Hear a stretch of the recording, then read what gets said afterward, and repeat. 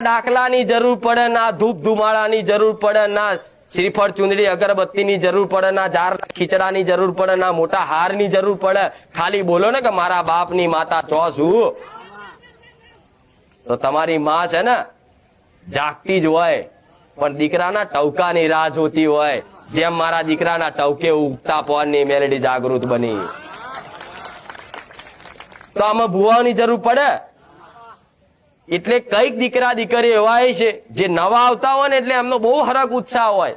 તમારો હરખ જો, તમારો હરખ કેટલો બધો છે મારા પ્રત્યે. હું ખૂબ પ્રસન્ન છું તમારા હરખથી, તમારા ભાવથી. તમે આ જે માં કરો છો, હું આ અવતાર મારા દર્શન કરવા પડાપડી કરો છો, મારી ચૂંદડી ખેંચો છો, માથે હાથ પકડીને મેલાવડાવો છો. તમને જેટલો હરખ છે ને એનાથી હું પ્રસન્ન છું, ખૂબ પ્રસન્ન. હું તમારાથી જ છું માતા. હું માતા ગમે તેટલી છતવારી રહી, પણ મારા આવા ભક્તો ના હોય તો હું ખુખાર મેળવી શું કામની? શું કામની? આ મુગટ છે ને મારો, આ તમે મારો મુગટ છો.